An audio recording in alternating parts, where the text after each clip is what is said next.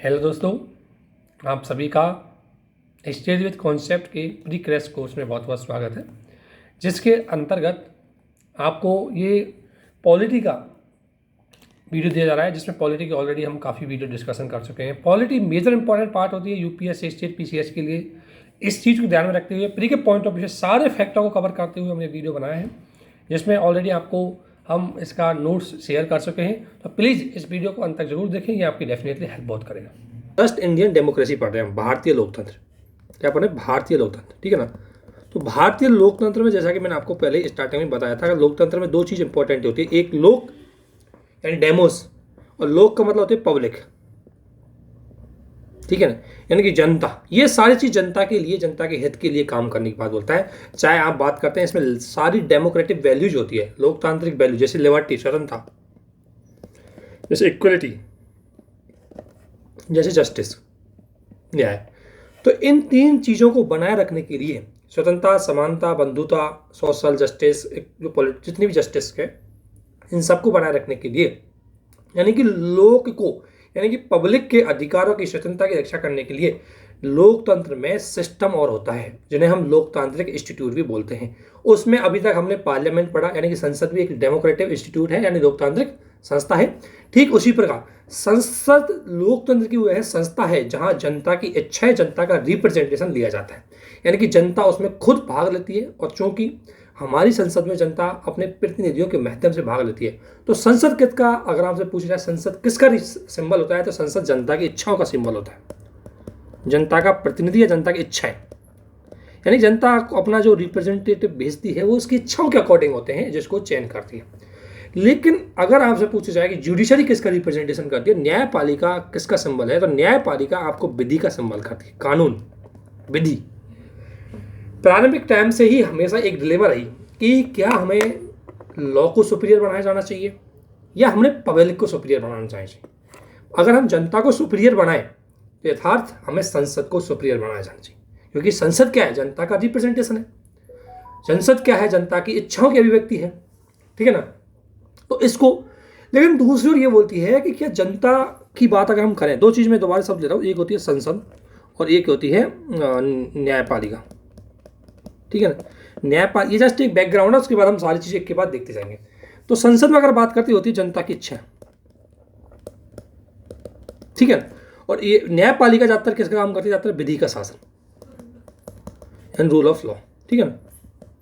अब देखो दिक्कत ये है कि हमेशा ये रहा है कि हम इसमें क्या, किसको सुपीरियर दें या कैसे इनमें हमें कोरिलेशन रखें, कैसे इसमें सामंजस्य रखें, लाइजिंग रखें। तो आपके मन में अगर लोकतंत्र की हम बात करते हैं तो हमारे मन में आता है कि क्यों ना हम जनता को ही सुपीरियर रखा जाए, क्यों, और जनता का रिप्रेजेंटेशन करने वाली संसद को ही सुपीरियर रखा जाए। लेकिन आप एक बात ध्यान रखना कि जनता को अगर हम सुपीरियर कर देंगे तो वहां संसद सर्वोच्च हो जाएगी। लेकिन आपको पता है कि जनता को सुपीरियर तब किया जाएगा जब वह जनता शिक्षित समझदार होगी। जब जनता शिक्षित और समझदार होगी तभी तो उसको सुपीरियर किया जा सकता है।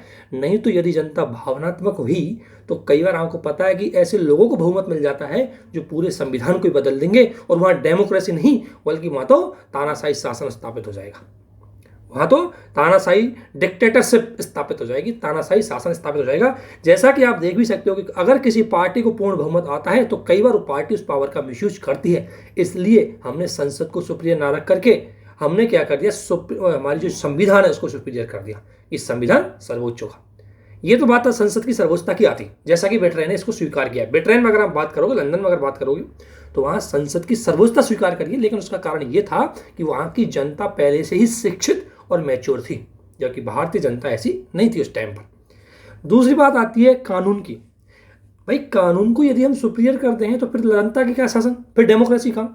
अगर हम कानून को सुपीरियर करते हैं तो जनता की इच्छाएं, अगर कई बार मान लो दो चीज़ों में टकराट होती है, एक और जनता की इच्छाएं और दूसरी ओर कानून, इन दोनों में यदि टकराट की स्थिति होती है, ऐसी स्थिति में यदि हम कानून को सुपीरियर कर देंगे तो डेमोक्रेसी कहाँ, विधि को अगर सुपीरियर कर देंगे तो डेमोक्रेसी कहाँ। क्योंकि विधि जो डेमोक्रेसी है उसका मेन पार्ट क्या है, पब्लिक, जनता। इसलिए हमारे यहाँ विधि को भी सर्वोच्च नहीं बनाया गया, इसलिए हमारे यहाँ किसको सर्वोच्च बनाया गया, कॉन्स्टिट्यूशन को सर्वोच्च बनाया गया। और क्यों बनाया गया, क्योंकि संसद की सर्वोच्चता या सुपरमेसी ऑफ पार्लियामेंट और सुपरमेसी ऑफ जुडिशरी, इन दोनों के बीच में हमने क्या किया है, सामंजस्य स्थापित किया है ताकि हम क्या कर सके, दोनों का एक संतुलन बना करके भारतीय समाज की परिस्थितियों के अकॉर्डिंग लोकतंत्र का उपयोग कर सकते हैं। क्योंकि लोकतंत्र के लिए जहां संसद भी जरूरी है वहां न्यायपालिका भी जरूरी है। क्योंकि लोकतंत्र में है जहां जनता जो संसद है जनता की इच्छाओं की अभिव्यक्ति करती है, वहीं न्यायपालिका जनता के लाइफ, लिबर्टी, प्रॉपर्टी, जो राइट्स है, जो जस्टिस के है, इनका क्या करती है, सुरक्षा करती है, उनको सिक्योरिटी प्रोवाइड करवाती है। इसलिए हमने दोनों को बैलेंस स्थापित किया गया है। तो अब हम जुडिशरी पढ़ रहे हैं, तो judiciary is the part of democracy, और इसी में ये जो डेमोक्रेसी का पार्ट है और इसका मुख्य उद्देश्य क्या है कि जनता की जो मूल्य है, वैल्यूज है, डेमोक्रेसी की जो जो वैल्यूज है, चाहे वो स्वतंत्रता है चाहे समानता है, उनकी क्या करती है, सुरक्षा प्रदान करेगी। इसलिए न्यायपालिका का प्रमुख जिम्मेदारी यह है कि जनता के अधिकारों की सुरक्षा करे और वो संविधान में जनता के लिए निर्धारित किए गए मूल्यों, उनका हमेशा सुरक्षा उसकी जिम्मेदारी है। तो इसलिए भारत में जो कि हमने संविधानवाद पढ़ा है, और संविधानवाद में आपको पता है कि न्यायपालिका की स्वतंत्रता संविधानवाद का एक सिद्धांत होती है, अगर आपने देखा हो। और उसमें अब हम पढ़ेंगे सर्वोच्च न्यायालय या सुप्रीम कोर्ट। एक चीज जानेगा, हमारी न्यायपालिका केंद्रीकृत न्यायपालिका है। केंद्रीकृत न्यायपालिका मतलब है कि जैसे आपने देखा होगा, एक तो होता है संघात्मक फेडरल सिस्टम और एक होता है केंद्रीकृत यानी सेंट्रलाइज सिस्टम।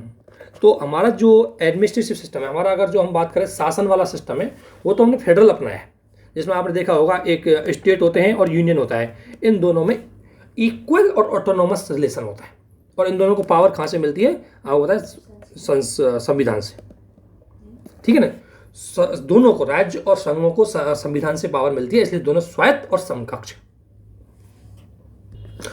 अब जबकि भारतीय जो जुडिशरी सिस्टम है वो सेंट्रलाइज है। सेंट्रलाइज का मतलब है हमारा सुप्रीम कोर्ट है, उसके हाई कोर्ट ही अधीनस्थ होगा, इक्वल नहीं होगा। हाई कोर्ट सुप्रीम कोर्ट के सबऑर्डिनेट होगा, ठीक है ना। तो इसलिए हमारी जो न्यायपालिका है उसमें क्या किया गया, हमने सेंट्रलाइज सिस्टम को अपनाया गया। अब हमारे जो सवाल आते हैं प्रीलिम्स के, ये तो आपको एक बैकग्राउंड तैयार किया गया कि न्यायपालिका की जरूरत क्यों पड़ती है लोकतंत्र में। तो ध्यान रखना, लोकतंत्र का एक अंग होती है, ऑर्गन होती है डेमोक्रेसी। अब सबसे पहले पढ़ेंगे उच्चतम न्यायालय, सुप्रीम कोर्ट। देखो, सुप्रीम कोर्ट से सबसे पहले क्वेश्चन ये आएगा कि संविधान के किन किन अनुच्छेदों में इसकी व्यवस्था की गई है। तो अनुच्छेद 124 से लेकर के अनुच्छेद लगभग 147 तक भारत में संघीय न्यायपालिका की व्यवस्था की गई है। संघीय न्यायपालिका मतलब होता है उच्चतम न्यायालय, ठीक है ना। तो सुप्रीम कोर्ट है, ये इसकी व्यवस्था आर्टिकल 124 से आर्टिकल 147 तक इसका प्रोविजन किया गया है। ये अनुच्छेद आपको ध्यान रखना है। इसके अलावा अब एक एक चीज ध्यान रखना, आर्टिकल 124 में एक बात लिखी गई है। क्या बात लिखी है ध्यान रखना है कि जो मूल संविधान है, मूल संविधान जिस दिन 26 जनवरी 1950 को जो इम्प्लीमेंट हुआ था फर्स्ट टाइम, उसकी बात है, उसे हम मूल संविधान बोलते हैं। बिना किसी संशोधन के था, उस संविधान को मूल संविधान बोलते हैं। तो आर्टिकल 124 में एक बात लिखी हुई है। आर्टिकल 124 में एक बात बोली गई है कि भारत में एक उच्चतम न्यायालय होगा, यानी कि इंडिया में सुप्रीम कोर्ट होगा। और सुप्रीम कोर्ट किन किन से कंसिस्ट बना होगा, यानी संगठित क्या होगा उसका, एक CJI प्लस 7 जज, 1+7 का ये इसका ढांचा था कि एक न्यायाधीश, एक मुख्य न्यायाधीश होगा और 7 अन्य न्यायाधीश होंगे। ध्यान रखना, एक न्यायाधीश का मतलब ये एक मुख्य न्यायाधीश। तो मूल संविधान में कितने थे, एक मुख्य न्यायाधीश और 7 अन्य न्यायाधीश। ये मूल संविधान में, भारतीय जो मूल संविधान में जो न्यायपालिका बनी थी, उस टाइम सुप्रीम कोर्ट में इतने न्यायाधीश थे। ध्यान रखना, यानी कि टोटल कितने, 8, 1+7। तो मूल संविधान में कितने थे, ये क्वेश्चन आता है। तो मूल संविधान में कितना था, 1+7, ठीक है। और दूसरी बात, न्यायाधीशों की संख्या, ध्यान रखना, जो सुप्रीम कोर्ट में अगर न्यायाधीशों की संख्या बढ़ानी है तो वो अधिकार किसके पास है, ध्यान रखना, वो किसके पास है, पार्लियामेंट। ये क्वेश्चन भी कई बार पूछ लिया जाता है कि सुप्रीम कोर्ट के यदि न्यायाधीशों की संख्या बढ़ानी है, जजेस ऑफ सुप्रीम कोर्ट के यदि न्यायाधीशों की संख्या बढ़ानी है तो पार्लियामेंट के पास पावर है। और पार्लियामेंट इसमें जो संशोधन करे, ध्यान रखना, क्योंकि न्यायाधीशों की संख्या के लिए संशोधन करना पड़ता है अनुच्छेद संविधान के 124 में, लेकिन उसे संविधान संशोधन नहीं माना जाएगा। उसको एक जनरल बिल के माध्यम से, एक साधारण विधेयक के माध्यम से वो क्या कर सकती है, उनकी संख्या बढ़ा सकती है। तो यहाँ से आपको 3 क्वेश्चन ध्यान रखना है कि एक तो भारतीय सुप्रीम कोर्ट की व्यवस्था किस आर्टिकल में है, तो आर्टिकल 124 है। दूसरी बात, भारत का जो मूल संविधान था उसमें स्ट्रक्चर क्या था, तो 1+7 था। तीसरा, यदि भारतीय संविधान में न्यायपालिका के सदस्यों की संख्या बढ़ानी है, सुप्रीम कोर्ट में जजों की संख्या बढ़ानी है, तो शक्ति किसके पास है, ये संसद के पास है। संसद किसके माध्यम से बढ़ाती है, संसद जनरल बिल के माध्यम से बढ़ाती है। फिर ध्यान रखना, इसके लिए संसद को संविधान संशोधन नहीं करना पड़ता है, यानी कि कॉन्स्टिट्यूशनल अमेंडमेंट की कोई जरूरत नहीं पड़ती। इतने क्वेश्चन आपके यहाँ से आएंगे इस पैराग्राफ से, ये आपको अच्छे से जान रखना। इसके अलावा एक चीज और लिखिए कि जो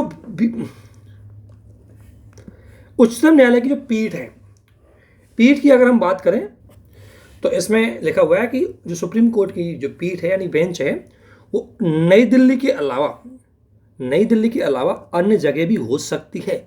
लेकिन ये ध्यान रखना, कौन कर सकता है, सुप्रीम कोर्ट का चीफ जस्टिस प्रेसिडेंट की प्री रिकमेंडेशन के बाद, यानी कि प्रेसिडेंट यानी राष्ट्रपति की प्री रिकमेंडेशन यानी पूर्व सहमति के बाद सुप्रीम कोर्ट का मुख्य न्यायाधीश यदि चाहे तो उस सुप्रीम कोर्ट की एक पीठ जो अभी ओनली दिल्ली में है, उसको भारत के अन्य क्षेत्रों में भी स्थापित कर सकता है। ये आपको ध्यान रखना है। किसकी सलाह से कौन कर सकता है, ये आपको इंपॉर्टेंट ध्यान रखना है। इसमें ध्यान रखना, कौन कर सकता है, सीजीआई कर सकता है। किसकी, प्रेसिडेंट की सलाह से। किसकी, प्रेसिडेंट की सलाह से, भारतीय राष्ट्रपति की पूर्व रिकमेंडेशन के बाद वो क्या कर सकता है, एक नई जो पीठ है, नई बेंच है सुप्रीम कोर्ट की, वो स्थापित कर सकता है। यहां से क्वेश्चन आपको ध्यान रखना है।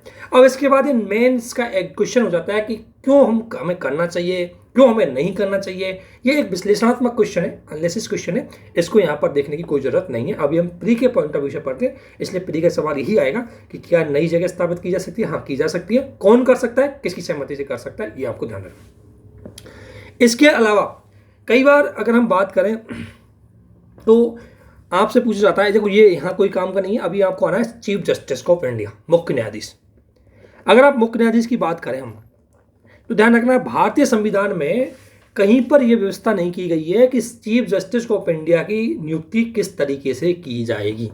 ये बात जरूर ध्यान रखना, संविधान में इसका कोई प्रोविजन नहीं है कि चीफ जस्टिस ऑफ इंडिया की नियुक्ति किस तरीके से की जाए। लेकिन जो नेहरू जी थे, प्रधानमंत्री नेहरू जी, उनके टाइम से ही एक ट्रेडिशन चला, और ट्रेडिशन ये बोला गया कि जो सबसे सीनियर मोस्ट जज होगा सुप्रीम कोर्ट का, जो सबसे सीनियर मोस्ट जज होगा, वही क्या होगा, सीजीआई होगा। ये एक ट्रेडिशन था, कहीं पर इसकी बात लिखी हुई नहीं है, ध्यान रखना। अगर आपसे पूछ लिया जाए कि मुख्य न्यायाधीश की नियुक्ति का कोई प्रोविजन है, बिल्कुल कोई प्रोविजन नहीं है कि उसकी नियुक्ति किस तरीके से होगी, कोई प्रोविजन इसके अंतर्गत नहीं है। बाद में हम देखते हैं कि कैसे होती है, ये मूल संविधान में कोई प्रोविजन इसका नहीं था। तो इसके बाद एक ट्रेडिशन बन गई कि भाई जो सबसे सीनियर जज होगा उसी को नियुक्त किया जाएगा। लेकिन इस परंपरा को तोड़ दिया, इंदिरा गांधी के द्वारा इस परंपरा को तोड़ दिया, और 1973 में श्रीमती इंदिरा गांधी के द्वारा जो चीफ जस्टिस ए एन रे है, वो चौथे सीनियर मोस्ट जज थे। लेकिन 3 सीनियरों को छोड़ करके ए एन रे को क्या कर दिया, चीफ जस्टिस घोषित कर दिया गया। तो अर्थात यहाँ पर जो सीनियरिटी का जो प्रोविजन था उसका क्या किया गया, उल्लंघन किया जाएगा, उसको वॉयलेट किया गया था। इंदिरा गांधी ने इसको 2 बार वॉयलेट किया था, 1977 में और 1973 से। इससे क्या है कि न्यायपालिका की जो इंडिपेंडेंसी है, जो न्यायपालिका की जो स्वतंत्रता है, उसमें बाधा पहुंच रही थी। इसका मतलब ये था कि सरकार उसी व्यक्ति को, क्योंकि आपको पता है कि मुख्य न्यायाधीश की नियुक्ति कौन करता है, तो नियुक्ति तो राष्ट्रपति करेगा न्यायाधीशों की। लेकिन अब ये किसकी से राष्ट्रपति कौन करता है, राष्ट्रपति आपको पता है जो मंत्रिपरिषद है और जो प्रधानमंत्री है उसकी सहमति से ही राष्ट्रपति प्रधान इनकी नियुक्ति करता है। वो क्या रहता है, इसमें गेम खेला गया। गेम ये खेला गया कि सरकार चाहती थी कि उसके व्यक्ति सुप्रीम कोर्ट में चीफ जस्टिस बने जो उसके अकॉर्डिंग फैसला दें। और ध्यान रखना, न्यायपालिका का काम ही होता है कि किसी भी स्थिति में सरकार का पक्ष नहीं लेना चाहिए, उसको जनता का पक्ष लेना होता है, संविधान का पक्ष लेना होता है। अगर कोई न्यायाधीश सरकार का पक्ष लेता है तो संविधान का उल्लंघन करता है, वो जनता की इच्छाओं को दबाने की कोशिश करता है। इसलिए ये जो परंपरा थी, इसको लेकर के सुप्रीम कोर्ट की जो स्वतंत्रता है वो सीमित हो रही, क्योंकि जो न्यायाधीश सरकार के विरोध में बोलता था उसको चीफ जस्टिस की नियुक्ति नहीं किया जाता था। तो इसके बाद आपको यह ध्यान रखना, अभी तक कोई प्रोविजन नहीं लिखा हुआ है चीफ जस्टिस ऑफ इंडिया का, लेकिन इंदिरा गांधी ने इसको वॉयलेट कर दिया गया। 2 बार इसको वॉयलेट किया गया है, 1973 में, 1977 में। हालांकि उसके बाद continue chief justice of India Bharat के सबसे मोस्ट सीनियर जज ही होते हैं, लेकिन 2 बार इसका उल्लंघन किया गया। ये ध्यान रखना। एक चीज ध्यान रखना, जो वरिष्ठतम सुप्रीम कोर्ट के जज होते हैं, यानी कि चीफ जस्टिस को ही बोलते हैं, को शपथ ग्रहण के आधार पर निर्धारित होती है। ध्यान रखना, कई बार आपसे एक चीज और डाउट पूछ लेते हैं कई बार कि किसी की सीनियरिटी किसके आधार पर डिसाइड होगी, किसे सबसे सीनियर माना जाएगा। तो उसने बोला कि जिस दिन कोई व्यक्ति सुप्रीम कोर्ट को नियुक्त करेगा उसमें सबसे ज्यादा, सुप्रीम कोर्ट को नियुक्ति में सबसे ज्यादा जो सीनियर होगा वही माना जाएगा। मान ले, एग्जांपल देता हूं, मान ले कोई व्यक्ति ने 15 साल तक हाई कोर्ट में काम कर लिया, ठीक है ना, और वह व्यक्ति 2016 में सुप्रीम कोर्ट में आया, ठीक है। 2016 में वही न्यायाधीश जो 15 साल तक उसने हाई कोर्ट में काम किया था, 2016 में सुप्रीम कोर्ट नियुक्त हुआ, 1/1/2016 को मान लेते। एक दूसरा पर्सन जिसने हाई कोर्ट में किया गया 8 ईयर काम किया है, 8 ईयर उसने काम किया है हाई कोर्ट में, लेकिन वो क्या हो गया, वो 2015 में सुप्रीम कोर्ट में अपॉइंटमेंट हो गया। अब लंबे टेन्योर के आधार पर हम कह सकते हैं कि भाई 15 और जो व्यक्ति 15 साल काम किया हाई कोर्ट में वो तो बहुत दिन से न्यायपालिका में जुड़ा हुआ है, लेकिन उसे सीनियर मोस्ट जज नहीं माना जाएगा। सीनियर मानने के लिए, क्योंकि सुप्रीम कोर्ट ने उसने उससे पहले अपॉइंटमेंट हुआ था। जो व्यक्ति 15 साल तक काम कर रहा था वो तो हुआ था 2016 में, और जिस व्यक्ति ने 8 साल तक हाई कोर्ट में काम किया वो हुआ 2015 में। तो इसलिए जो 8 साल तक काम करने वाला ही सीनियर हो जाएगा बजाय 15 साल तक काम करने वाले, क्योंकि सीनियरिटी की कैलकुलेशन है उस दिन से कैलकुलेट की जाएगी जिस दिन से वो सुप्रीम कोर्ट का न्यायाधीश अपॉइंटमेंट होगा। ध्यान रखना, ठीक है। हालांकि आपसे कई बार पूछ लेते हैं कि सुप्रीम कोर्ट के न्यायाधीश की कोई ज्यादा एक्स्ट्रा पावर तो नहीं होती, सिर्फ एक एडमिनिस्ट्रेटिव पावर होती है उसकी थोड़ी बहुत। क्या होती है कि एक तो जुडिशरी में तो सेम पावर होती है उसकी, ऐसा नहीं कि उसका कोई, अगर वो किसी जजमेंट में बैठा है उसने कुछ उसमें पक्ष ले लिया उसका ज़्यादा वैल्यू होगी, ऐसी कोई वैल्यू नहीं होती उसकी। उसकी सिर्फ एक चीज़ में वैल्यू होती है कि एक तो जो रोस्टर निर्धारण होता है, रोस्टर सिस्टम का डिसाइड है वो चीफ जस्टिस ऑफ इंडिया के द्वारा किया जाता है। ध्यान रखना, रोस्टर का मतलब है कि किस बेंच को कौन सा केस जाएगा, ठीक है ना। और इसको लेकर के आपको पता है कि 4 न्यायाधीशों ने पहले बहुत रिस्पोर्ट भी किया था, ठीक है ना, वो इसी का है। दूसरी एक पावर यह है कि मैंने आपसे बोला ना बेंच, कि अगर कोई नई बेंच बनानी है तो उसमें सीजीआई ही कर पाएगा, और कैसे कर पाएगा, प्रेसिडेंट की प्री रिकमेंडेशन के बाद। और तीसरा जो अभी हम कॉलेजियम सिस्टम को आगे समझेंगे, कॉलेजियम में आपको पता है कॉलेजियम में कौन होते हैं, 4+1। 4+1 का मतलब होता है सीजीआई प्लस 4 सीनियर जज, ठीक है ना, ये होता है 4+1। तो ये इसे बोलते हैं कॉलेजियम, ठीक है ना। और ये कॉलेजियम है, ये क्या करता है कि जो आपको पता है कि राष्ट्रपति है वो नियुक्त करता है जजों को, लेकिन नाम ये भेजते हैं। कॉलेजियम क्या करेगा, नाम भेजेगा, ठीक है ना। तो कॉलेजियम ने नाम भेजेगा तो उसके नाम में, जैसे अगर मान ले ए व्यक्ति का अगर नाम भेजा है कॉलेजियम में, तो उसमें अगर मान लेते हैं कि किसी मुद्दे पर सहमति बनानी है, तो सहमति बनाते टाइम हमेशा, हालांकि इसमें बहुमत के आधार पर सहमति बनती है, लेकिन हमेशा इसमें सीजीआई उस सहमति में शामिल होना चाहिए। जैसे मान लेते हैं कि 4+1 इसमें है कॉलेजियम में, अगर मान ले 3 एक बगल है 2 एक बगल है, तीनों ने एक चीज का साइड लिया है, 3 चाहते हैं कि व्यक्ति अपॉइंट किया जाए, 2 चाहते हैं कि व्यक्ति अपॉइंट नहीं किया जाए। हालांकि बहुमत के हिसाब से जिसने तीनों ने चाहा है वही होना चाहिए, लेकिन यहाँ ऐसा नहीं है। अगर इन 2 व्यक्तियों में जिन्होंने मना किया इसमें अगर सुप्रीम कोर्ट का सीजीआई है तो वह व्यक्ति अपॉइंट नहीं किया जाएगा। हर स्थिति में सुप्रीम कोर्ट का सीजीआई की सहमति इसमें अनिवार्य होती है। तो इसलिए इसमें अगर 3+2 में अगर दो यानी कि मना करने वाले में सुप्रीम कोर्ट का चीफ जस्टिस शामिल है तो व्यक्ति अपॉइंट करने के लिए नहीं भेजा जाएगा। इसलिए कहा गया कि कॉलेजियम में किसी भी नाम पर अगर सहमति बनानी है तो उसमें चीफ जस्टिस ऑफ इंडिया की सहमति बहुत ही जरूरी होती है। ये आपको एक ध्यान रखना, ये स्पेशल पावर है, अदरवाइज इसकी कोई ज्यादा खास स्पेशल पावर होती नहीं है, ठीक है। तो ये आपसे कई बार पूछा जाता है।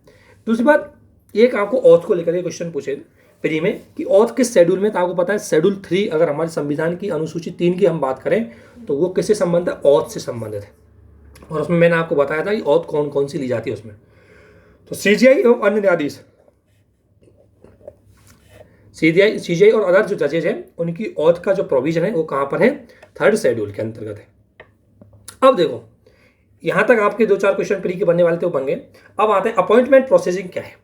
जो अपॉइंटमेंट प्रोसीजर है वो क्या है उसको देखते हैं न्यायाधीशों का। तो देखो मूल संविधान में क्या लिखा है, संविधान में एक तो होती है संविधान की लैंग्वेज क्या है, और एक होता है संविधान का इंटरप्रिटेशन किस तरीके से किया गया। तो जो संविधान की खुद की लैंग्वेज लिखी थी उसमें क्या लिखा था वो ध्यान रखना। ये लिखा गया कि सुप्रीम कोर्ट के न्यायाधीशों की अगर नियुक्ति है वो कौन करेगा, ध्यान रखना कौन करेगा, प्रेसिडेंट। तो सुप्रीम कोर्ट के न्यायाधीशों की अगर नियुक्ति को लेकर कोई शरायत कौन करता है, प्रेसिडेंट करता है। लेकिन उसमें यह लिखा है कि वो सीजीआई में अन्य न्यायाधीशों से परामर्श जरूर लेगा, एक बार कंसल्ट जरूर ले लेगा सीजीआई में अन्य न्यायाधीशों से। अब ये तो इन्होंने लिख दिया, लेकिन अब दिक्कत यह थी कि ये परामर्श बाध्यकारी है या बाध्यकारी नहीं है, यानी कि बाइंडिंग है या नॉट बाइंडिंग है, ठीक है ना। इसको लेकर के क्या हुआ था, इसको लेकर के ही न्यायपालिका और सरकार में डिस्प्यूट खड़ा हुआ, क्योंकि राष्ट्रपति गवर्नमेंट का था और बात ये सीजीआई और अन्य न्यायाधीश ये हो गए जुडिशरी के, तो इनको लेकर के इनमें डिस्प्यूट हुआ। तो शुरू में क्या हुआ था, इसमें जो ये लिखा गया था कि जो ये परामर्श है, ये मान लिया गया था शुरू में, न्यायपालिका ने ये मान लिया गया था कि जो परामर्श है, कंसल्ट है, ये बाध्यकारी नहीं है। अर्थात जो चीफ जस्टिस ऑफ इंडिया और अदर न्यायाधीश के द्वारा जो रिकमेंडेशन दी जाती है, जो कंसल्ट दी जाती है अगर किसी नाम को लेकर के, उसको राष्ट्रपति मान भी सकता है और नहीं भी मान सकता है, ये बात की गई थी। तो इसको लेकर के फर्स्ट जजेज केस आया था, फर्स्ट जजेज केस, ठीक है ना, जिसको बोलते हैं एसपी गुप्ता केस।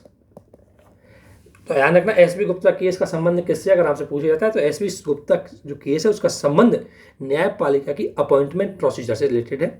और इसमें क्या कहा गया, इस केस में खुद सुप्रीम कोर्ट ने बात बोली कि जो राष्ट्रपति है वो इसमें प्राथमिक होगा। प्राथमिक होने का मतलब है कि राष्ट्रपति सीजीआई व अन्य न्यायाधीशों की सलाह के लिए बाध्यकारी नहीं है, वो अपने हिसाब से भी उसको चेंज कर सकता है। अर्थात फर्स्ट जज केस में राष्ट्रपति को प्राइमरी माना गया और यह कहा गया कि जो सीजीआई और अन्य न्यायाधीशों की जो परामर्श है वो बाध्यकारी नहीं होगी।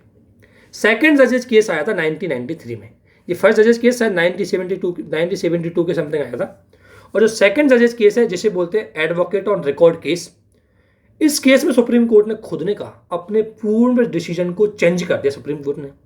ध्यान रखना, न्यायपालिका भी परिस्थितियों के अकॉर्डिंग अपने उसी डिसीजन को कई बार चेंज कर देती है। तो सुप्रीम कोर्ट, लेकिन ध्यान रखना, पुराना अगर कोई डिसीजन चेंज करना है तो जो नई डिसीजन अगर किसी नए न्यायपालिका केस जाएगा तो उसमें जो जजों की संख्या है वो पुराने जो जजों की संख्या ज़्यादा होनी चाहिए। मान लें पहले कोई डिसीजन अगर 3 सदस्यीय अगर बेंच ने दिया है तो अगला डिसीजन डेफिनेटली 5 सदस्यीय बेंच देगी, हम उससे हायर बेंच देगी, ध्यान रखना हमेशा, ठीक है ना।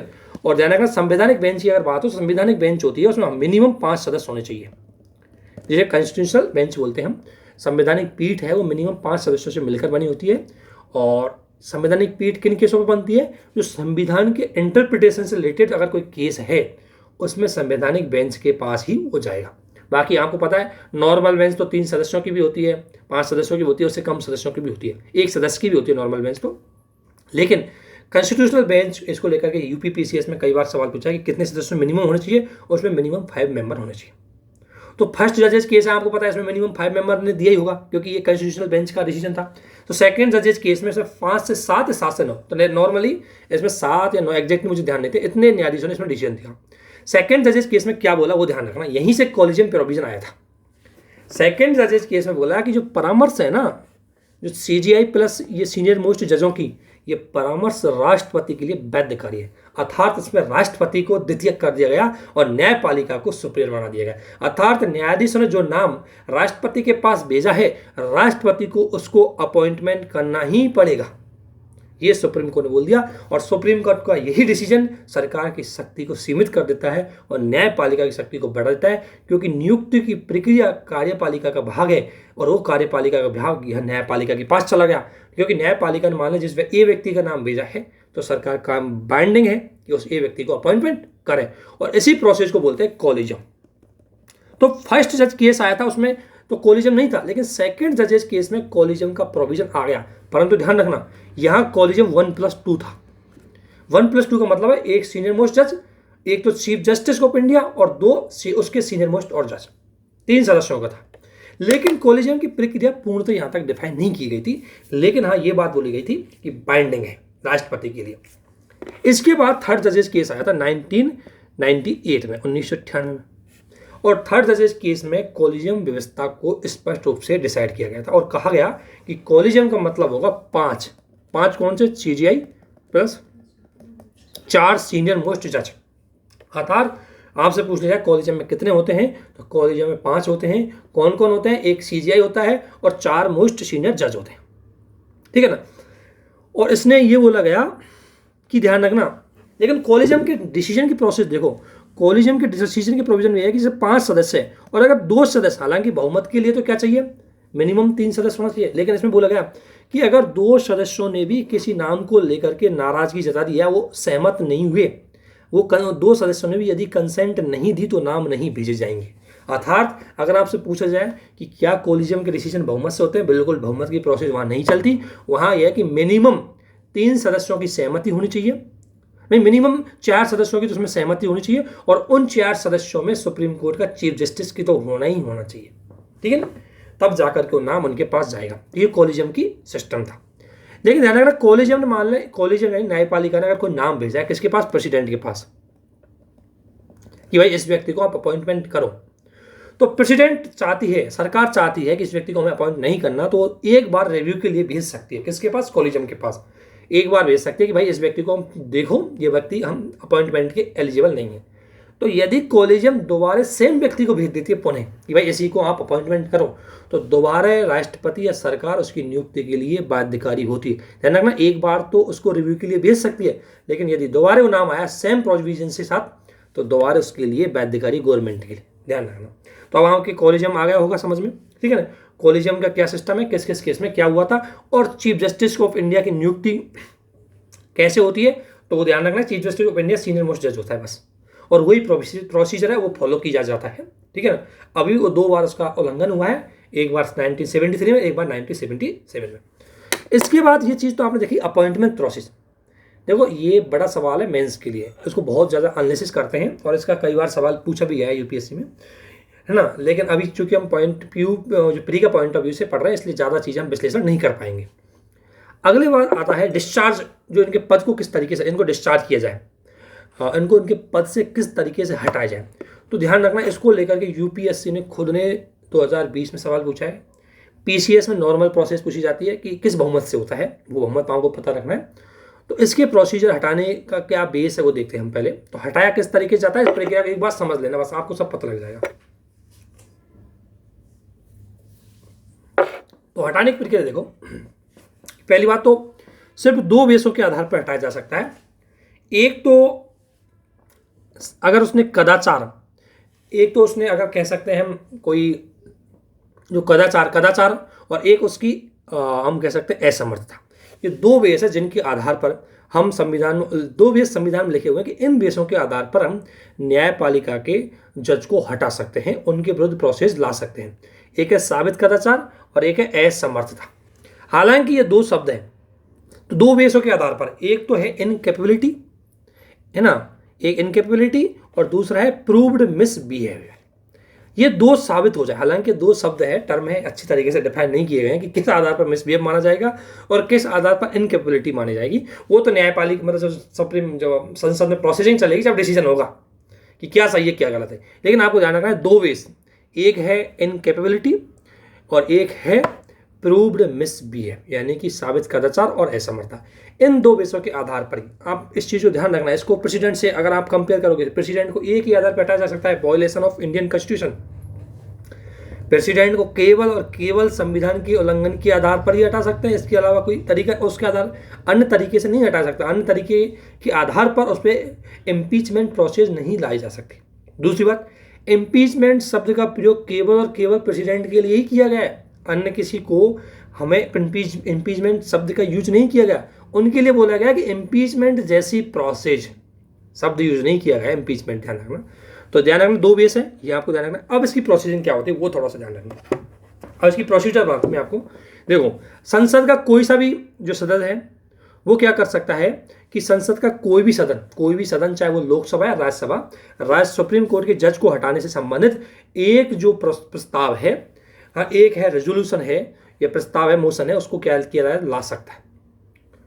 एक जो प्रस्ताव है उसको ला सकता है, कौन ला सकता है, कोई भी सदस्य, कोई भी सदन ला सकता है, चाहे वो लोकसभा हो या राज्यसभा हो। ये प्री के हिसाब से हमको पॉइंट ऑफ व्यू ध्यान रखना है कि कोई भी ला सकता है इसको। दूसरी बात, अगर लोकसभा के सदस्य लाते हैं तो मिनिमम 100 सदस्यों के साइन होने चाहिए। किसको, राष्ट्रपति को संबोधित करते हुए एक लेटर पे कम से कम 100 मेंबर के साइन होने चाहिए, और वो जो लेटर है किसको एड्रेस करेगा, प्रेसिडेंट ऑफ इंडिया को, ठीक है ना। और यदि राज्यसभा के सदस्य हैं तो राज्यसभा के 50 सदस्यों के साइन होने चाहिए। ध्यान रखना, लोकसभा में 100 और राज्यसभा में 50, अर्थात कोई रिजोल्यूशन या कोई मोशन, तो ये ध्यान रखना, ये कोई सा भी सदस्य ला सकता है, लेकिन जो नंबर ऑफ जो मेंबर है उसमें लोकसभा की जो 545 होते हैं तो उसमें 100 सदस्य होने चाहिए, राज्यसभा में 50 सदस्यों की सहमति होनी चाहिए, है ना। और उसमें एड्रेसिंग किसको करेंगे, प्रेसिडेंट को। लेकिन वो प्रस्ताव स्पीकर यानी प्रेसिडिंग ऑफिसर का मतलब लोकसभा में कौन होगा, लोकसभा स्पीकर, और राज्यसभा में कौन होगा, राज्यसभा का चेयरमैन। तो अगर राज्यसभा पहले लाई, राज्यसभा का चेयरमैन उसको स्वीकार कर भी सकता है, उसको रिजेक्ट भी कर सकता है। यदि लोकसभा लाई है तो लोकसभा का स्पीकर उसको स्वीकार भी कर सकता है, उसको रिजेक्ट भी कर सकता है। अगर मान लो लोकसभा का स्पीकर को लगता है बेवकूफ़ी चीज़ ला दी, इसको रिजेक्ट किया जाए, तो वही प्रोसीज फेल हो जाएगी, रिजेक्ट हो जाएगी। ठीक है ना। तो एक तो सबसे बड़ी है, तो ध्यान रखना स्पीकर और सभापति की इच्छा पर डिपेंड करता है कि उसको स्वीकार करे या अस्वीकार करे। ये क्वेश्चन आया हुआ है इसलिए बता रहा हूँ। इसके बाद मान लें स्पीकर या चेयरमैन उसको स्वीकार कर लेते हैं, ठीक है।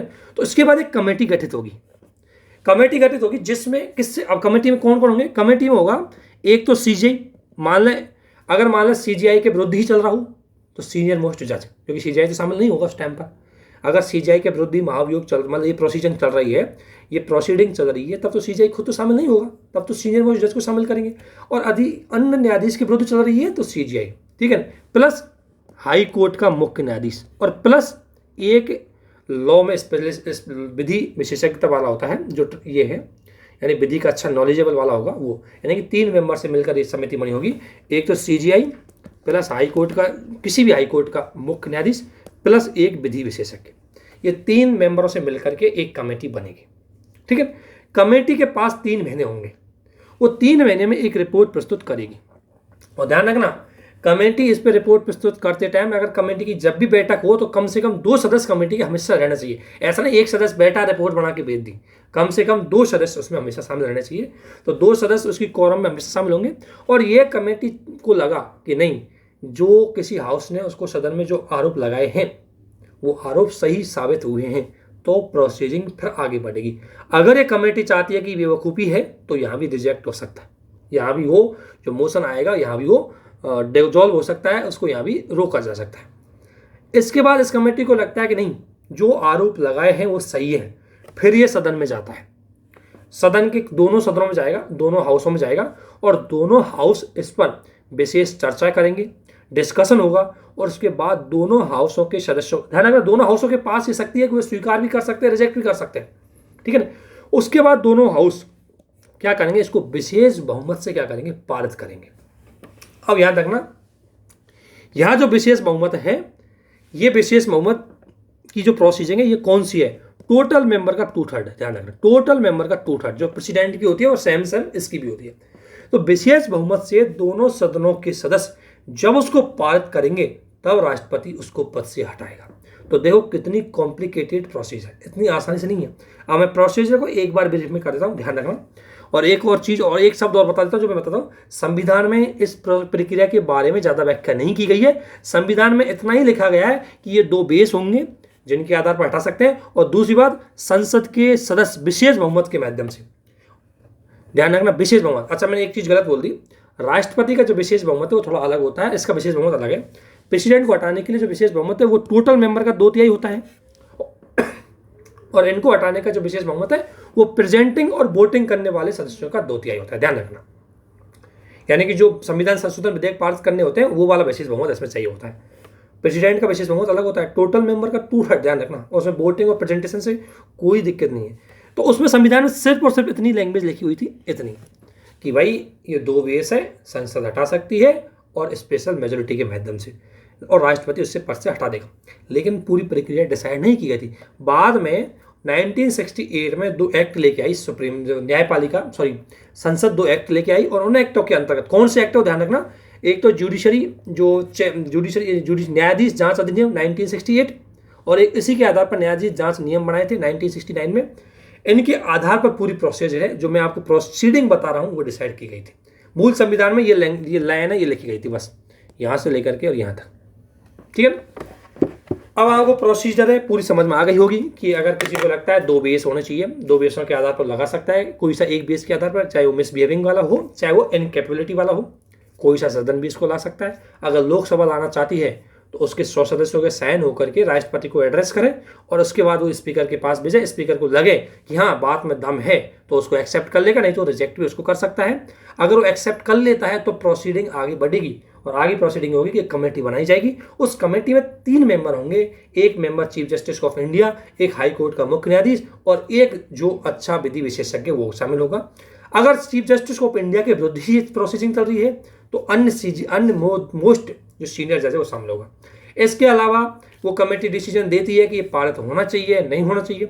कमेटी बोलती है हाँ सही बात है कि इस पे जो आरोप लगाए गए वो सही है। तो उसके बाद वो दोनों हाउसों में जाता है, हर हाउस में उसकी पूरी प्रोसीडिंग होती है, डिस्कशन होता है, फिर उस पर वोटिंग होती है। वोटिंग किससे होती है? स्पेशल मेजोरिटी से होती है। स्पेशल मेजोरिटी कौन सी है? एक तो सामान्य बहुमत प्लस वोटिंग और प्रेजेंटिंग करने वाले टोटल मेंबरों का 2/3, ठीक है। उसके बाद प्रेसिडेंट उसको हटाता है, तब जाकर ध्यान रखना। तो कई न्यायाधीशों के बाद आया, लेकिन आज तक कोई न्यायाधीश हट नहीं पाया, ठीक है ना। ये प्रोसीडिंग बहुत कई बार से क्वेश्चन पूछे जाते हैं।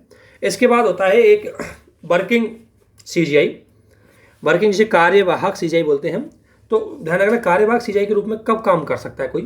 तो एक तो है या तो कोई सीजीआई हमारा मर चुका हो, या उसने अपना पद से रेजिग्नेशन दे दिया हो, या खुद वो मतलब इनकेपेबल हो गया हो कि भाई वो बीमार हो गया हो, उसकी तबीयत सही नहीं है, वो इसका हेल्थ ठीक नहीं है वो, और एक वो अनुपस्थित हो। इन 4 स्थितियों में ही कार्यवाहक न्यायाधीश के रूप में कोई मुख्य न्यायाधीश के रूप में काम कर सकता है, ठीक है ना। 4 स्थिति कौन सी हो आपको ध्यान रखना है। और ध्यान रखना, राष्ट्रपति है ना, राष्ट्रपति खुद कार्यवाहक सीजीआई की नियुक्ति करता है। ध्यान रखना, जो वर्किंग सीजीआई होती है ना, उसको जिसे हम एक्टिंग बोल सकते हैं, कार्यवाहक का शब्द होता है इंग्लिश में एक्टिंग, एक्टिंग सीजीआई ने। तो जो एक्टिंग सीजीआई है वो 4 बेसों के आधार पर 4 सिचुएशन में अपॉइंटमेंट होता है, और उसका अपॉइंटमेंट कौन करता है? उसका अपॉइंटमेंट प्रेसिडेंट ऑफ इंडिया करता है, ठीक है। इसमें कोई वो कोरम कोलिजम वाला इशू नहीं होता इसमें, एडॉक के टाइम पर। एक होता है तदर्थ न्यायाधीश। तदर्थ न्यायाधीश क्या होता है वो हम आपको भी बताते हैं। इसके बाद आता है एडहॉक। अगर हम एडहॉक की बात करें, एडहॉक न्यायाधीश होते हैं। एडहॉक न्यायाधीश किस स्थिति में नियुक्त किए जाते हैं? कोरम की पूर्ति नहीं हो रही हो, मतलब कोरम की पूर्ति नहीं हो रही। कोरम का मतलब है हर बेंच के पास एक कोरम होनी चाहिए। जैसे मान लें अगर एक कॉन्स्टिट्यूशनल बेंच बनानी है, अब उसमें 5 मेंबर होने चाहिए, और उस टाइम आपके पास जो न्यायाधीश है वो टोटल अदर अदर बेंचों में बिजी है, आपको उस टाइम के लिए उस बेंच को बढ़ाना है, तो उस टाइम के लिए आपको जरूरत पड़ रही है, तो आपको जो एक न्यायाधीश की नियुक्ति करनी पड़ती है एक्स्ट्रा। और वो न्यायाधीश की नियुक्ति कौन करता है? सीजीआई की पूर्व सहमति से। सीजीआई की पूर्व सहमति से उच्च न्यायालय के न्यायाधीश को, कोई अन्य हाई कोर्ट में कोई न्यायाधीश है, उस उच्च न्यायालय के न्यायाधीश को सुप्रीम कोर्ट में एडहॉक जस्टिस के रूप में नियुक्त कर सकता है कौन? प्रेसिडेंट। लेकिन किसकी सहमति होगी? पूर्व सहमति किसकी? सीजीआई की। तो एडहॉक न्यायाधीश पहले आपको पता होना चाहिए किस सिचुएशन में आता है। सिचुएशन यह है कि कोरम की पूर्ति नहीं हो रही हो, तब कैसे नियुक्त होता है? नियुक्त होता है वो राष्ट्रपति के द्वारा चीफ जस्टिस ऑफ इंडिया की पूर्व सहमति के बाद। और दूसरा, वो उसकी योग्यता क्या है? वो किसी हाई कोर्ट में जो जज होना चाहिए, ठीक है ना।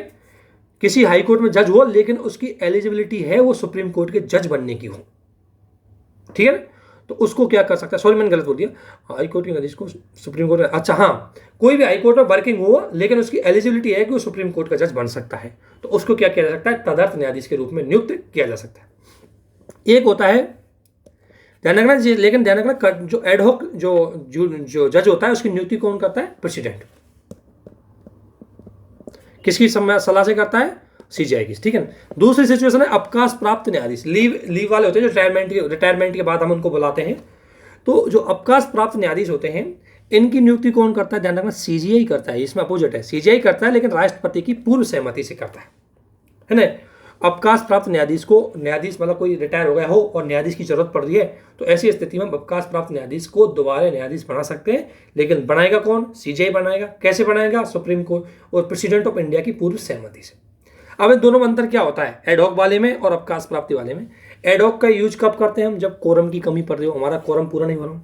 दूसरी बात, इसके वेतन भत्ते, इसको जो प्रॉफिट मिलता है वो वही मिलता है जो सुप्रीम कोर्ट के न्यायाधीशों को मिलता है, ठीक है। जबकि अवकाश प्राप्त न्यायाधीश कब लाते हैं? जब भाई बहुत ज़्यादा बर्डन हो गया हो, बहुत ज़्यादा केस हो गए हो, और हम उन केसों की पेंडेंसी यदि हमें हटानी है, ऐसी स्थिति में हम क्या करते हैं? अवकाश प्राप्त न्यायाधीश की अपॉइंटिंग करते हैं। इसके वेतन भत्ते कैसे होते हैं? ध्यान रखना, इसके वेतन भत्ते सेम नहीं होते, कैसे भी डिसाइड किए जा सकते हैं क्योंकि रिटायर्ड आदमी होता है, ठीक है ना। तो ये 2 चीज़ों आपको ध्यान रखना है। दूसरी बात, अवकाश प्राप्त को कौन करता है? सीजीआई, उसको करता है प्रेसिडेंट ऑफ इंडिया। तो ये तो सुप्रीम कोर्ट के बारे में हमने डिस्कशन कर लिया गया। अब इसी संदर्भ प्री के पॉइंट ऑफ व्यू से ध्यान रखना, सुप्रीम कोर्ट अगर हम मेंस के पॉइंट ऑफ व्यू से पढ़े बड़ा विश्लेषण होता है। अभी हम हाई कोर्ट को पढ़ेंगे। तो चूंकि मैंने आपको बताया था कि हमारे यहाँ इंटीग्रेटेड जुडिशरी को अपनाया गया है, या हम कह सकते हैं सेंट्रलाइज जुडिशरी को, जिसमें हाई कोर्ट है वो सुप्रीम कोर्ट के नीचे या सबॉर्डिनेट होता है, ठीक है ना, हाई कोर्ट। अब देखते हैं क्या होगा। देखो संविधान में ये लिखा हुआ था, मूल संविधान में, कि हर स्टेट का एक हाई कोर्ट होगा, लेकिन संसद कानून बना करके एक हाई कोर्ट को 2 या 2 से स्टेटों के लिए एक कर सकती है। और आपको पता है क्या हुआ है, जैसे अगर मैं करूंगा बम्बई हाई कोर्ट तो गोवा और महाराष्ट्र का है, ठीक है ना। जैसे मैं बात करूं गुवाहाटी हाई कोर्ट तो वो तो नॉर्थ ईस्ट के कई स्टेटों को शामिल किए हुए हैं, ठीक है ना। तो ये बात मूल संविधान में ऐसा लिखा हुआ था, है ना, कि एक हाई कोर्ट कम से कम एक हाई कोर्ट होगा, लेकिन संसद सामान्य विधि के माध्यम से एक हाई कोर्ट को 2 या 2 से अधिक स्टेटों के साथ अटैच कर सकते हैं, ठीक है।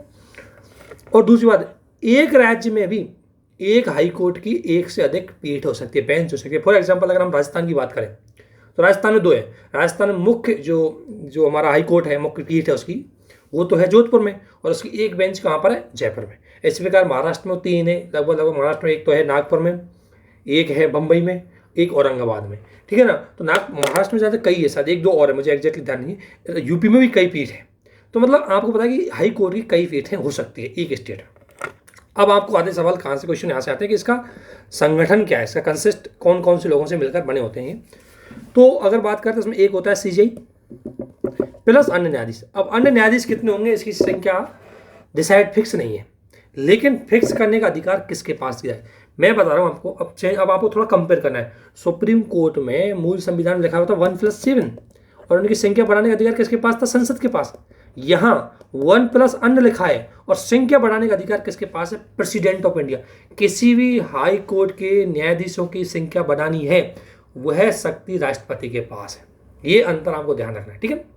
उसके अलावा जो हाई कोर्ट के जो जज हैं इनको ध्यान रखना, हाई कोर्ट के जज काम तो किसी स्टेट में करते होंगे, लेकिन उसके वेतन के भत्ते हैं वो भारत की संचित निधि से मिलता है, उस स्टेट की संचित निधि से नहीं मिलता, ठीक है ना। इसके अलावा संसद विधि बना करके उनके ध्यान रखना, हाई कोर्ट होते हैं तो स्टेट लेवल पे, लेकिन मैंने क्या बोला सेंट्रलाइज है, इसलिए कंट्रोल संसद का ज़्यादा रहता है उन पे। स्टेटों की विधानसभा को वहाँ पर कंट्रोल ज़्यादा नहीं आता, स्टेटों की विधानसभा को चेंज भी नहीं कर सकते इसमें। तो जो हाई कोर्ट है हालांकि होते स्टेट में, लेकिन कंट्रोल चूंकि आपको पता है कि सेंटर का होगा उसमें, इसलिए संसद कोई विधि बना करके किसी भी हाई कोर्ट की जुरिडिक्शन को घटा भी सकती है और बढ़ा भी सकती है। जुरिडिक्शन इन द सेंस कि वो 2 से अधिक राज्यों के लिए एक हाई कोर्ट को बनाया जा सकता है, या किसी हाई कोर्ट से एक हाई कोर्ट की शक्ति कम की जा सकती है, या किसी हाई कोर्ट से अपील शक्ति कम कर दी जाती है, कोई अन्य शक्ति कम कर दी जाती है। ऐसा चेंज करने की पावर किसके पास होती है, संसद के पास, ध्यान रखना।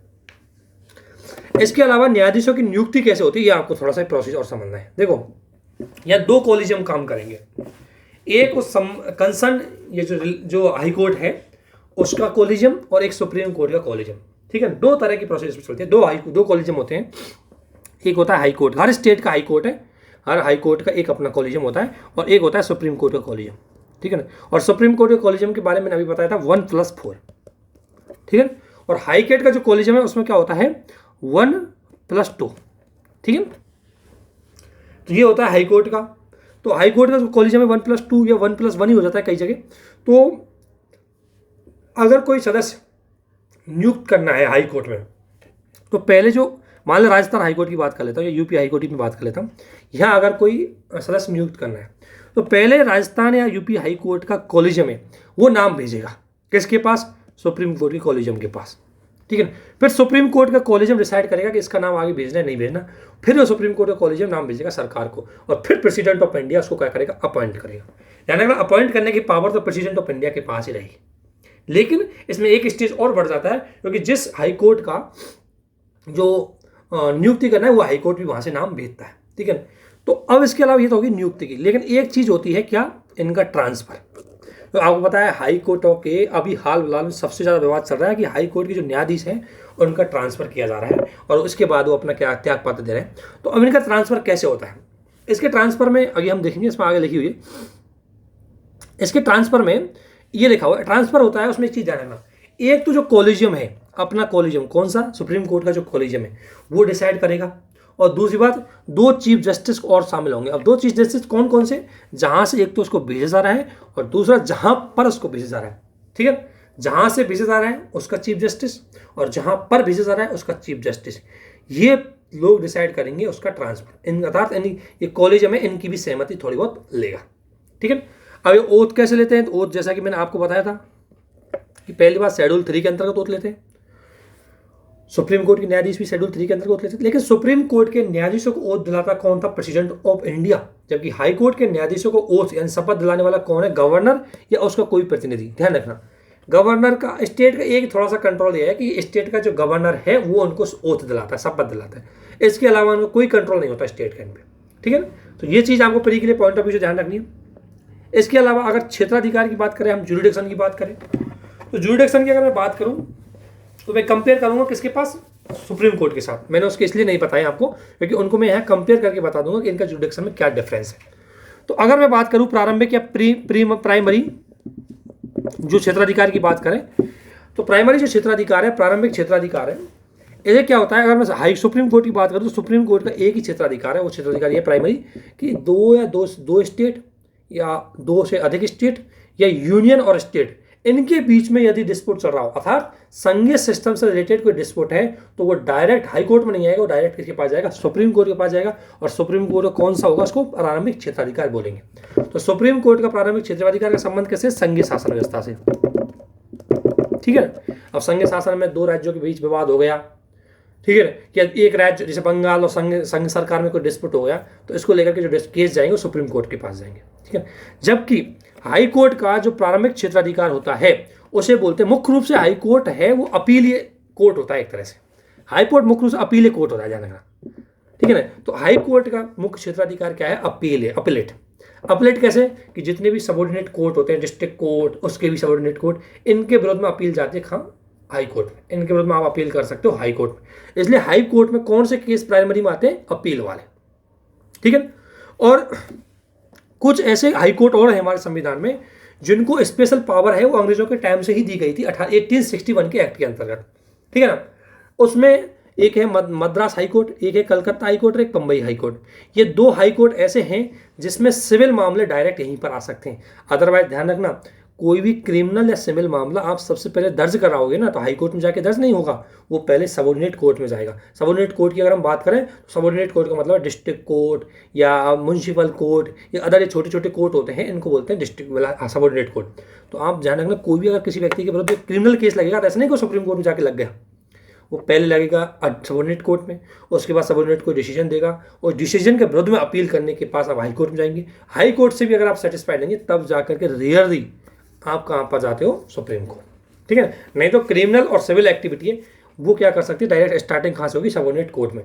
लेकिन 3 ऐसे कोर्ट है हाई कोर्ट जिनको एक पावर है को डायरेक्ट सिविल अपील की सुनवाई कर सकते हैं। डायरेक्ट आप उन सिविल मामलों की, जमीन जायदाद या संपत्ति से रिलेटेड कोई प्रॉपर्टी से डिस्प्यूट है, उसकी अगर 3 हाई कोर्टों के अंदर अगर आपका ज्यूरिडिक्शन आता है, मद्रास, कलकत्ता और बम्बई, इनमें आप डायरेक्ट जा सकते हो। अदरवाइज अन्य हाई कोर्टों को ये पावर नहीं होती, ये पावर डायरेक्ट सबऑर्डिनेट कोर्टों के पास होती है, उसके बाद अपील के रूप में वहाँ आते। इसके अलावा मैंने आपको बताया कि जो संसद के सदस्य और विधानसभा के सदस्य, इनके चुनावों को लेकर के डिस्प्यूट होता है, वो डायरेक्ट हाई कोर्ट में जाता है और वो हाई कोर्ट का प्रारंभिक क्षेत्राधिकार भी होता है। तो ये चीज आपको ध्यान रखना है। सुप्रीम कोर्ट का प्रारंभिक क्षेत्राधिकार एक ही होता है, वो होता है संघीय शासन से जुड़े हुए विवाद। इसके बाद आता है रिट जारी करने का क्षेत्राधिकार। तो रिट की अगर मैं बात करूं तो सुप्रीम कोर्ट तो रिट जारी करता है आर्टिकल 32 के अंतर्गत, और चूंकि ये क्या है? फंडामेंटल राइट है, इसलिए सुप्रीम कोर्ट को इसको जारी करना क्या है? सुप्रीम कोर्ट के लिए बाध्यकारी है, क्योंकि फंडामेंटल राइट में तो उसकी बाध्यकारी करी। और दूसरी आर्टिकल 226 के अंतर्गत रिट जारी करने का अधिकार किसके पास होता है? हाई कोर्ट के पास। ध्यान रखना, हाई कोर्ट है उसकी रिट का क्षेत्राधिकार ज्यादा है। कैसे? क्योंकि हाई कोर्ट है वो फंडामेंटल राइट और अदर जो कानूनी राइट है, इन दोनों के विरुद्ध में हाई कोर्ट रिट जारी कर सकता है, जबकि सुप्रीम कोर्ट केवल और केवल फंडामेंटल राइटों को लेकर के ही रिट जारी कर सकता है। ठीक है। इसके बाद अपील वाले हो गए। तो आपको पता है कि ये तो जो हाई कोर्ट है इसका प्रमुख मेन जो काम है वो अपीलेट के रूप में ही होता है। और एक शब्द कई बार प्री में पूछ लिया जाता है, लेटर्स पेटेंट शब्द को किस संबंध कैसे है? ध्यान रखना, लेटर्स पेटेंट का शब्द आप कई साइंस टाइप के किसी शब्द क्वेश्चन से मत करके आ जाना। लेटर्स पेटेंट है, इसका जो शब्द है ये न्यायपालिका से जुड़ा हुआ है, हाई कोर्ट जुड़ा हुआ है। क्या है कि हाई कोर्ट के डिसीजनों को खुद ही हाई कोर्ट सुनवाई कर सकता है। लेकिन ध्यान रखना, जैसे न्यायपालिका और सुप्रीम कोर्ट भी, जैसे कोई 3 सदस्य ने दिया है तो अगला डिसीजन उसी पे होने वाला है, तो 5 सदस्य उसका सुनवाई कर सकता है। जैसे मान लो हाई कोर्ट ने कोई डिसीजन दे दिया, कोई बेंच ने 3 सदस्य बेंच ने डिसीजन दे दिया, अब उसका उसी बेंच के पास एक रिव्यू का लेटर लगा कि इसको रिव्यू किया जाए, तो दोबारा वो बेंच पुनः सुनवाई कर सकती है, लेकिन वो बेंच 3 सदस्य नहीं होकर के उससे अधिक सदस्य होगी। यानी कि हायर बेंच का मतलब होता है उससे अधिक सदस्य बेंच। तो हायर बेंच उस बेंच की उस डिसीजन को पुनः सुनवाई करेगी और फिर अपना डिसीजन भी दे सकती है, और इसी प्रोसीजर को बोलते हैं लेटर्स पेटेंट। तो देखो प्री के पॉइंट ऑफ व्यू से हाई कोर्ट और सुप्रीम कोर्ट के क्वेश्चनों की संभावना है वो यहीं से बनती है। इनकी नियुक्ति, इनकी शपथ प्रक्रिया, इनसे डायरेक्ट पीसीएस में सवाल आते हैं। शेड्यूल 3 में क्या प्रोसीजर इनकी। तो इतना ही इनके क्षेत्राधिकार को लेकर के मैंने आपको सवाल बता दिया कि क्षेत्राधिकार क्या है। प्रारंभिक और रिट जारी करने के क्षेत्राधिकार को लेकर के 4 तरह के क्वेश्चन पूछे जाते हैं। तो प्रारंभिक क्षेत्राधिकार दोनों को कंपेयर करके आपको याद करना है। इसी के साथ आपका न्यायपालिका समाप्त हो चुकी है। अब आगे हम थोड़ा सा लोकल गवर्नमेंट को देखेंगे। लोकल गवर्नमेंट से आगे बढ़ते हुए हम केवल हमारे पास बचा हुआ है जो संवैधानिक संस्था है उनको देखेंगे, वहाँ से भी क्वेश्चन आने की पूरी संभावना रहती है। तो हमारा ज़्यादा पॉलिटी में बचा नहीं है। तो इसी के साथ इस वीडियो को यहीं समाप्त करते हैं। आप सभी को बहुत बहुत धन्यवाद। Thank you.